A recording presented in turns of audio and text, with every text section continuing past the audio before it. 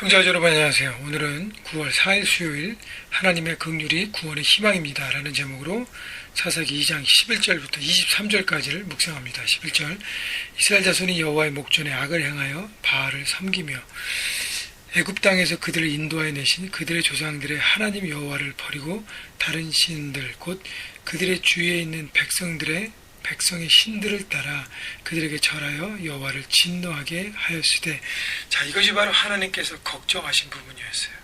그래서 여호수아를 통해서 이스라엘 백성들에게 단단히 일렀습니다. 그런데 여호수아의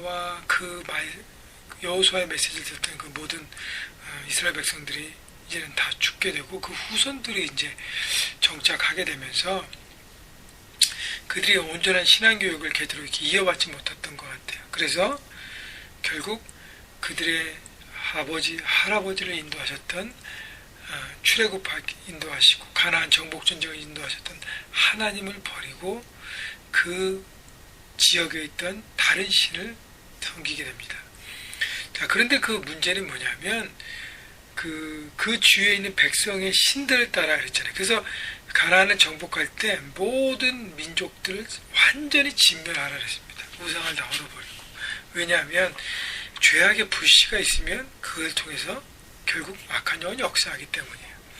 그래서 모든 걸 제거하려는데 이스라엘 백성들이 타협하면서 불순종했습니다. 그래서 그 죄악의 불씨가 결국 그들을 넘어뜨리는 올무가 되게 해서 결국 넘어지게 되는 것이죠.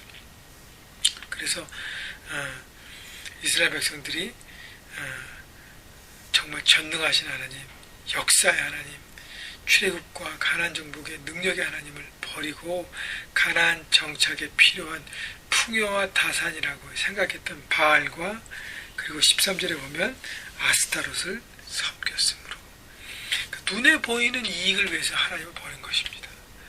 여러분, 우리가 아무리 하나님의 자녀라고 하고 하나님을 섬긴다고 하고 하나님을 위해 사역한다고 하고 많은 걸 헌신한다고 하지만 하나님과의 인격적인 만남을 이루지 않고 계속적으로 지속하지 않으면 하나님은 우리 안에 멀어진 하나님이 되고, 그리고 결국 보이지 않는 하나님보다는 보이는 우상과 세상의 길을 따라가게 되는 것입니다.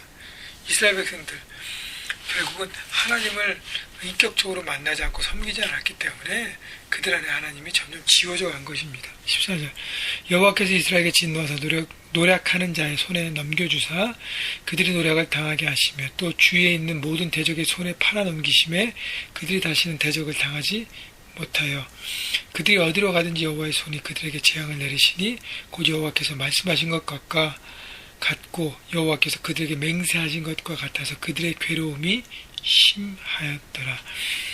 결국 하나님께서 사랑하시기 때문에 매를 드십니다. 그래서 하나님의 심판과 하나님의 채찍은 그 주변에 있는 이방 민족을 들어서 그들을 강하게 하고 이스라엘 백성들을 공격하게 해서 물리적으로 고통을 줍니다.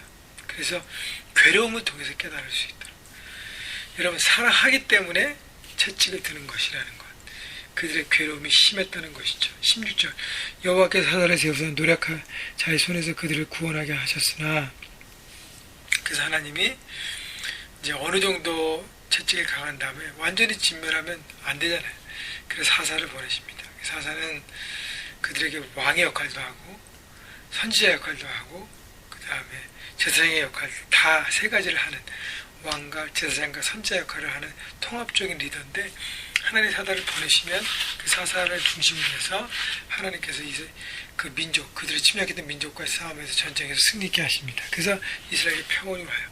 그러면 17절 그들이 그 사사들에게도 순종하지 않고 오히려 다른 신을 따라가 음행하여 그들에게 절하고 여호와의 명령을 순종하던 그들의 조상들과 행하던 길에서 속히 치우쳐 떠나서 그와 같이 행하지 아니하였더라.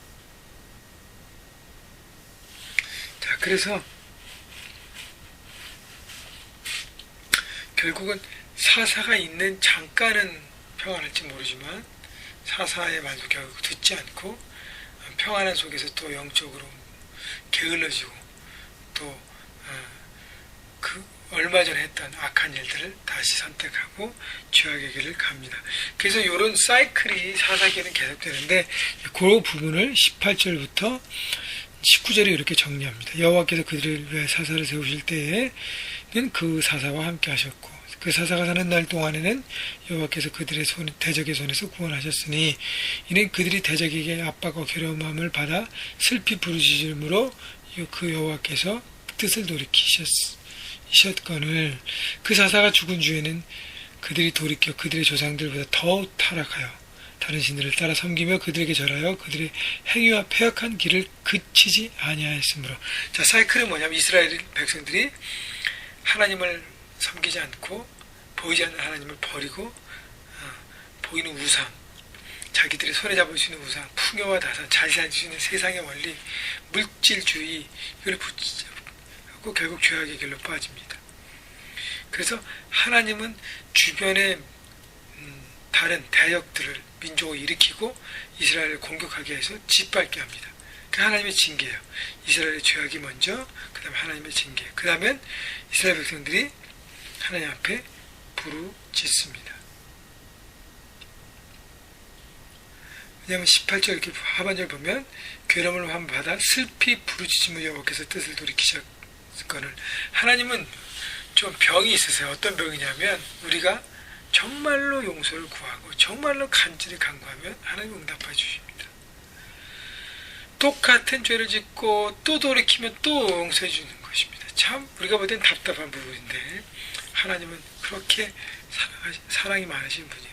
정의로우시지만 사랑이 또 정의와 사랑이라는 두 날개를 갖고 계십니다. 그래서 이스라엘이 부르짖어요. 그러면 사사를 보내셔서 구원하셔서 평안의 나라를 이루게 하십니다. 근데 중요한 것은 사사가 죽으면 19절의 얘기처럼 결국 그들이 다시 예전보다 더 악한 죄악을, 왜냐하면 죄는 더 점점 깊어지고 점점 더 확산되기 때문이에요. 죄의 특성입니다. 더 큰 죄, 더 넓은 죄, 더 깊은 죄를 짓게 되죠. 그러면 또 하나님은 이스라엘을 징계하게 다른 민족을 대서 징계 도구로 쓰십니다. 그러니까 이게 계속 반복되는. 그럼 이스라엘 백성들은 힘들어서 고통 가운데 부르짖고 하나님은 사사를 보내시고, 이것이 이제 사사기에 계속적으로 반복되는 사이클입니다. 20절 여호와께서 이스라엘에게 진노하여 이르시되 이 백성이 내가 그들의 조상들에게 명령한 언약을 어기고 나의 목소리를 순종하지 아니하였은즉 나도 여호수아가 죽을 때 남겨둔 이방 민족을 다시는 그들 앞에서는 하나도 쫓아내지 아니하리니 이는 이스라엘이 그들의 조상들이 지킨 것 같이 나 여호와의 도를 지켜 행하나 아니하나 그들을 시험하려 함이라. 자, 이스라엘 백성들이 타협하고 남겨뒀던 그 가나안 족속들을 하나님께서 쫓아보내시지 않는다 그래서 하나님께서. 왜냐하면 그들을, 이스라엘 백성들을 시험하고 훈련하는 도구로 쓰시기 위함이라는 것입니다. 그래서 그들을 시험하려 함이라.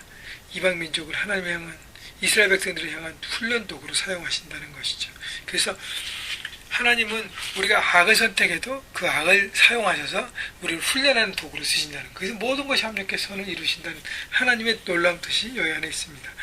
그렇기 때문에 여러분 삶에, 어저께도 말씀드렸지만 타협하면 안 돼요. 작은 것이라 타협하면 그게 부시가 돼서 여러분 올무에 빠지게 하는 것입니다. 또 하나님은 우리가 잘못됐을 때 심판의 도구를 통해서 우리를 사랑하셔서 우리를 깨우치게 하십니다. 만약 여러분 삶에 고통과 고난과 어려움이 있다면 돌아보셔야 합니다. 혹시 내가 잘못된 길을 선택해서 하나님께서 나를 사랑하시는 채찍을 드시는 건가, 아니면 내가 순종했음에도 불구하고 나를 훈련시키시는 훈련의 방법인가, 잘 분별해서 하나님의 나를 향한 뜻과 그 모든 것을 분별하시고, 아까 서두에도 얘기했지만 하나님과 인격적인 만남을 지속적으로 함으로써 하나님께서 보여지지 않기 때문에 내 마음대로 하는 자꾸 그런 유혹에 빠지지 않도록 여러분은 날마다 하나님과 인격적인 만남을 통해서 경건하게, 거룩하게 하나님의 사람으로 오늘도 그렇게 살아가셔서 삶의 현장에서 승리하신 여러분 모두가 되시기를 주님의 이름으로 축복합니다.